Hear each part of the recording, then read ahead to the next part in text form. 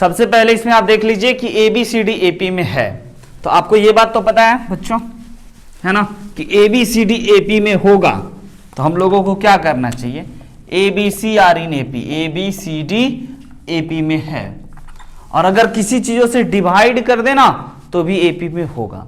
तो अब सोचो आपका ABC कब क्रिएट होगा, ABC कब क्रिएट होगा, जब आप इस पूरे चीजों को, है ना, डिवाइड कर दो ABCD से, इसको भी, और एक ही कांस्टेंट से डिवाइड करना है ABCD, और C को भी उसी से डिवाइड करना है ABCD, और D को भी उसी से करना है ABCD। कोई दिक्कत? अब आपको पता चला कि A से A खत्म हो गया, B से B खत्म हो गया, C से C खत्म हो गया, D से D खत्म हो गया, तो आपके पास यहां पे मिला ओवरऑल 1/BCD, और यहां पे मिला 1/ACD, यहां पे मिला 1/ABD, और यहां पे मिला 1/ABC। राइट है? ये देख लीजिए, सबसे पहले ABC, ABD, ACD और BDC आया, है ना।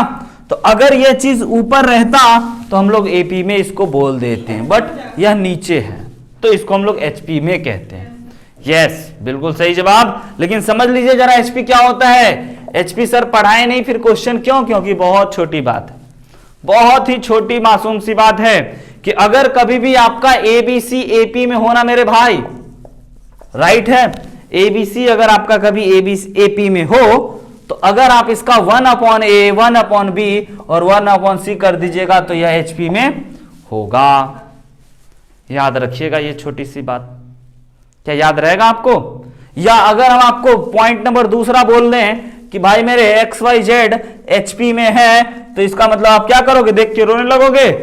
HP कोई चीज नहीं होता है, मतलब HP एक चीज होता है, बट HP से कोई सवाल बनाते नहीं हम लोग हर एक सवाल को बनाते हैं AP से ही, है ना, AP से ही बनाते हैं। कैसे? ये जैसे ही क्वेश्चन वाला लिख दिया XYZ HP में है, तो आप कहना ठीक है, वेट फ्यू सेकेंड, क्यों? तो 1/X, 1/Y, 1/Z AP में होगा, और यहां से वो पेन चलाना शुरू करता है और AP का हर एक फॉर्मूला यहां लगाता है। HP का अपना कोई फॉर्मूला नहीं।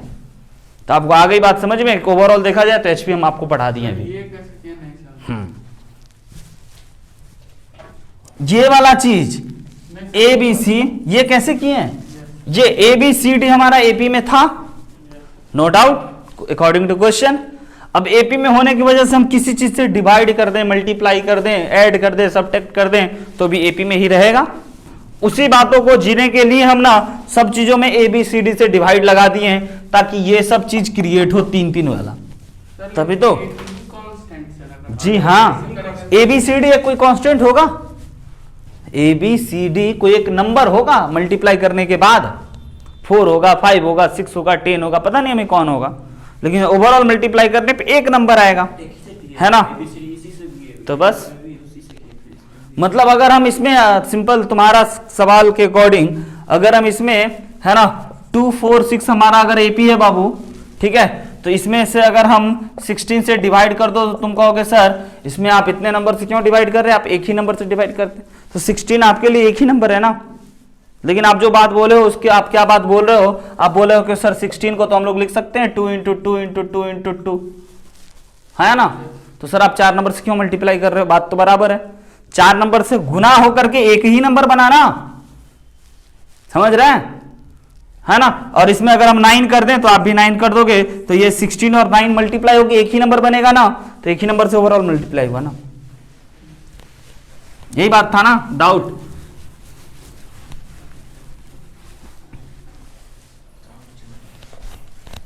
राइट है, हो गया नोट? आगे बढ़े या इसमें दिक्कत? कोई दिक्कत नहीं सर, बोलो कोई दिक्कत नहीं। अर्थमेटिक मीन, AM प्यार से, अर्थमेटिक मीन, नाम सुना सुना लग रहा है, पहली बार तो नहीं सुन रहे हैं। लिखिएगा अर्थमेटिक मीन होता क्या है, पहले आप इस बातों को लिख लो। If terms are in AP, if terms are in AP, if terms are in AP, then middle term is called AM, then middle term is called AM, M का मतलब arithmetic mean. Then middle term is called arithmetic mean between other two, between other two, right है। बहुत ही basic सा concept है, बचपन से आप सीखते आ रहे हैं कि अगर तुम दोनों के बीच में जो बैठा हुआ है ना, वही तुम दोनों का मीन है, अर्थमेटिक मीन है। अगर तुम तीनों आपस में बैठे हुए हो ना, एपी में अगर होते तो तुम होते एएम, समझे। चार के बीच में नहीं होगा, है ना। तो जरा इस बातों को समझ लीजिए बहुत ही ध्यान से, है ना, कि अगर आपका अर्थमेटिक मीन का मतलब समझ में आ रहा है कि अगर एबीसी आपका अगर एपी में होता, है ना, तो ये बी जो है, बी, दिस बी इज आपका बच्चों एएम, अर्थमेटिक मीन, है ना। अर्थमेटिक प्रोग्रेशन में होगा तभी अर्थमेटिक मीन एग्जिस्ट करेगा, अर्थमेटिक प्रोग्रेशन होगा तभी अर्थमेटिक मीन एग्जिस्ट करेगा। और आपको ये बात पता है कि सर एबीसी अगर एपी में आप दे दिए हैं ना, तो हम लोग जानते हैं इसमें से इसको घटाएंगे और इसमें से इसको घटाएंगे तो दोनों बराबर हो जाएगा। और अगर इसको कैलकुलेट करेंगे तो हमारे पास 2b is equal to A plus C हो जाएगा और b is equal to A plus C by 2 हो जाएगा, राइट है। यानी कि arithmetic mean between A and C is equal to A plus C by 2। बचपन से पढ़ते आ रहे हो आप, मीन, है ना। दोनों चीजों को जोड़ दो, 2 से डिवाइड कर दो, वही मीन है, ये बीच का चीज, मिड पॉइंट, मीन, राइट है। कोई दिक्कत नहीं। अब किसी दो टर्म के बीच में बच्चों पहला अगला टाइटल हम लोग करते चलेंगे, हो गया ये चीज। एन ए एम अगर मान के चलिए हम इंसर्ट कर दिए किसी दो टर्म के बीच में, अगला पॉइंट है हमारा एन ए एम, है ना। पहला टर्म ए दे दिए और अंतिम टर्म बी दे दिए, ठीक है। पहला टर्म आपको ए दे दिए और अंतिम टर्म बी दे दिए, और इसके बीच में ना हम आपको एन ए एम दे दिए। इसके बीच में एक ए एम ये हो गया, A1, A2, A3, A4 और ऐसे करते करते कहां तक, AN तक। कितना AM दे दिए हम आपको, N AM दे दिए, मतलब 10 अर्थमेटिक मीन है, 20 अर्थमेटिक मीन है दो नंबर के बीच में, A और B के बीच में। तो इसके बारे में हम बात करेंगे। तो सबसे पहली और इंपॉर्टेंट बात आपको पता है कि सर अगर यह अर्थमेटिक मीन है तो ये वाला जो आप चीज लिखे होंगे ये पक्का एपी में होगा, है ना। यह पूरा का पूरा चीज क्या होगा, 100% श्योर एंड सर्टेन एपी में होगा। और एपी में होने के लिए आप जरा गौर से फरमाइए, इसमें हम आपसे पूछेंगे कि भाई मेरे टी फर्स्ट कौन है, पहला टर्म कौन है। ये है आपका पहला टर्म, ध्यान से, ये आपका पहला टर्म है। ये कौन सा टर्म है, दूसरा टर्म। ये कौन सा टर्म है, तीसरा टर्म। ये कौन सा टर्म है, ना ना ना ना, टी एन में बोलिए, टी एन टर्म नहीं, टी एन प्लस 1 टर्म नहीं, टी एन प्लस 2 टर्म। सोचो क्यों,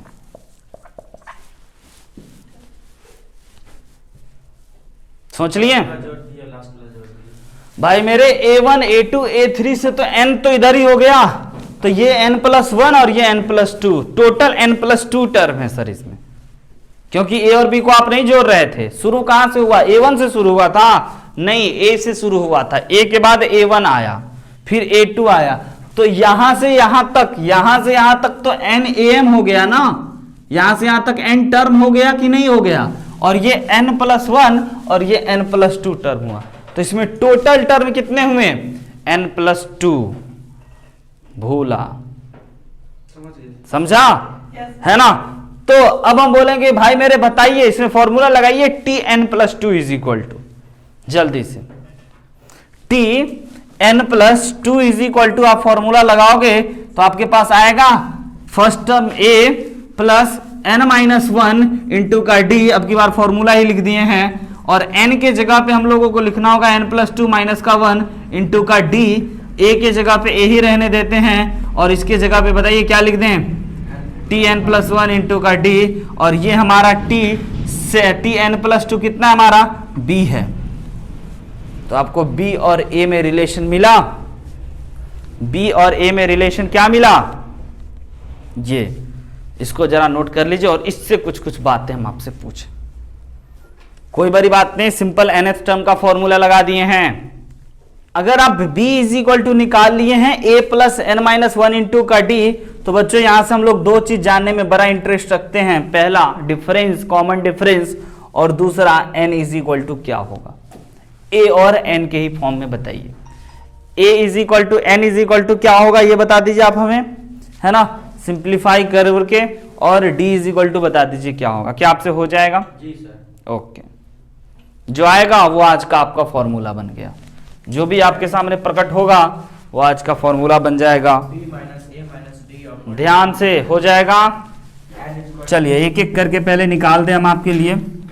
सबसे पहली बात बच्चों, हम आपको निकाल देते हैं क्या चीज, n, है ना। तो n निकालने के लिए आपको इसको इधर बुलाना होगा और इसको इससे मल्टीप्लाई करना होगा, राइट है। फिर d को इधर बुलाना होगा, b माइनस ए माइनस का d is equal to N D. तो अब आप यहां से देख सकते हो कि okay sir, n is equal to हमारे पास आ चुका है b minus A minus D upon d। This is your formula बच्चों, राइट है। सर d कैसे निकालेंगे? तो d निकालने के लिए फिर से यहीं से चलना होगा हमें, है ना। फिर से हम यहीं पे आएंगे, इसको कहेंगे कि भाई मेरे आप इधर चले आओ और आप इधर चले जाओ, ये हो गया आपका d, कॉमन डिफरेंस। यानी कि अगर पहला टर्म और दूसरा टर्म दे दे और बीच में n am इंसर्ट कर दे, तो उस am का आपको डिफरेंस पता चल गया है कि पहला टर्म तो हो जाएगा हमारा a और दूसरा टर्म पहले में इतना जोड़ देंगे, तीसरा टर्म दूसरे में इतना जोड़ देंगे, b माइनस ए, देखिए b माइनस ए, और कितना am इंसर्ट किया होगा 10, तो 10 प्लस 1। आ रही बात समझ में? तो इसमें आपको यह पता चला कि हम आपसे पूछेंगे ठीक है भाई, arithmetic mean a1 is equal to बताओ तो क्या होगा, arithmetic mean a1 is equal to बताओ तो क्या होगा। तो आप बोलोगे yes sir, a1 is equal to हो जाएगा a प्लस d, क्योंकि AP में है, तो a प्लस d। और अब की बार d के लिए sir b minus A upon N plus 1, है ना। अगर हम आपसे पूछ लें भाई मेरे कि भाई आप हमें बताओ a10 कितना होगा, है ना, a प्लस 9d सर, है ना, और a9 और d की जगह पे सर लिख देंगे b minus A upon N plus 1। यानी आप कोई भी am निकाल सकते हो, ये हम आपको बता गए। कोई दिक्कत? आगे बढ़ते, a प्लस 9d बताए 10 के लिए, है ना। a10 का पोजीशन क्या होगा, a4 है यहाँ पे, तो इससे पहले 4 गलत बताए, है ना, a प्लस 10d। समझे बच्चों? गलती a से शुरू हुआ है, a1 से शुरू नहीं हुआ है जो आप एक घट के बोलोगे, है ना। n+1 वहां से लिखना है। बिल्कुल। कहां पे? हाँ, तो a तो पहले किए ही, a है ना पहले, और इसमें कुछ जोड़ेंगे तो दूसरा आ जाएगा, और कुछ क्या जोड़ना है तो कॉमन डिफरेंस जोड़ना है। अब इन am का हम लोग जोड़ देखते हैं, sum of n am।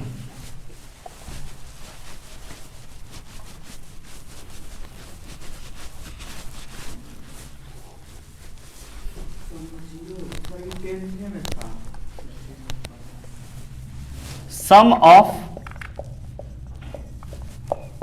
n am, n arithmetic mean का जोड़ बच्चों। अर्थमेटिक मीन तो आपको पता चल गया है, आपको ये बताना है a1 plus a2 plus a3 plus a4। Capital A arithmetic mean को रिप्रेजेंट कर रहा है, बराबर कितना होगा। जल्दी से आपको a1 के बारे में आइडिया है, b1 के बारे में आइडिया है, c1 के बारे में आइडिया है ना, सॉरी a2 के बारे में, नॉट c1, है ना। a1 के बारे में पता है, a2 के बारे में पता है, a3 के बारे में पता है। सबको जोड़ के बताइए कितना होगा। जी हाँ, आपको पता है ना, अभी अभी हम a1 निकाले हैं ना। a1 कितना निकला है भाई मेरे, मिटा दिए हम, बताओ जरा।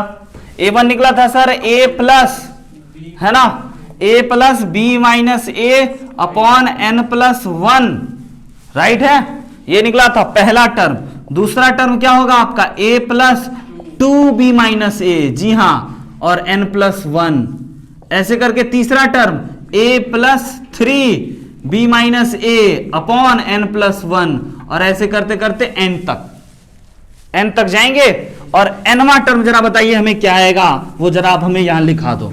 ऐसे डॉट डॉट करते हुए जाएंगे तो ये देखिए पहला टर्म, दूसरा टर्म, तीसरा टर्म, तो 3 आ रहा है। तो nवां टर्म में हमारे पास आएगा a plus n into B minus A upon n plus 1 sir, है ना। अब इसको जोड़ना है और जोड़ने पे जो आएगा वो फॉर्मूला बनेगा आज के बाद, है ना। तो सबसे पहले आप देख रहे हो ए कितना बार आएगा, सोचो कितना बार आएगा, n बार आएगा। तो n बार जोड़ना है, उससे अच्छा n से मल्टीप्लाई कर दे a को, तो an का पाप कट गया। अब देखिए b minus A upon N plus 1, B minus A upon N plus 1, B minus A upon N plus 1 कितना बार आया होगा, हर चीज में आ रहा है ना। तो क्यों ना बच्चों हम लोग b minus A upon N plus 1 को कॉमन ले लें।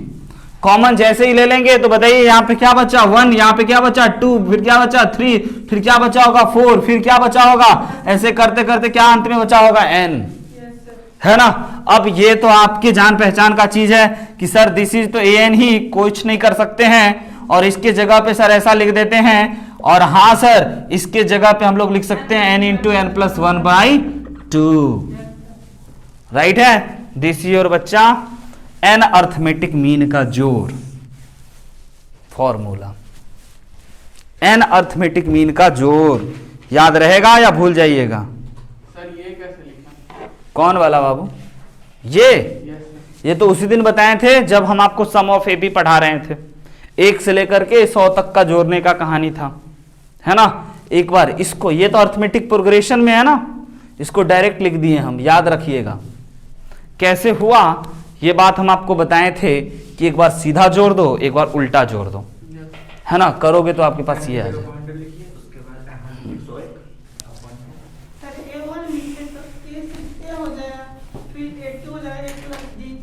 कौन सा, ये, यस, A1 के जगह पे ये पूरा, नहीं, तो हम लोग A1 A2 A3 A सिर्फ अर्थमेटिक मीन को जोड़ रहे हैं ना, A और B को नहीं जोड़ रहे हैं, है ना। अब इसको भी सिंप्लीफाई करेंगे, n प्लस 1 से n प्लस 1 कैंसिल आउट, तो आपका जो सम हो गया वह क्या हो जाएगा, an plus b minus a into, right है बच्चों, है ना, n/2 ओवरऑल। ये याद रखिएगा, n भी कटेगा, कॉमन ठीक है लेंगे, बट ठीक है आ गया, है ना। ये चीज आप याद रखिएगा।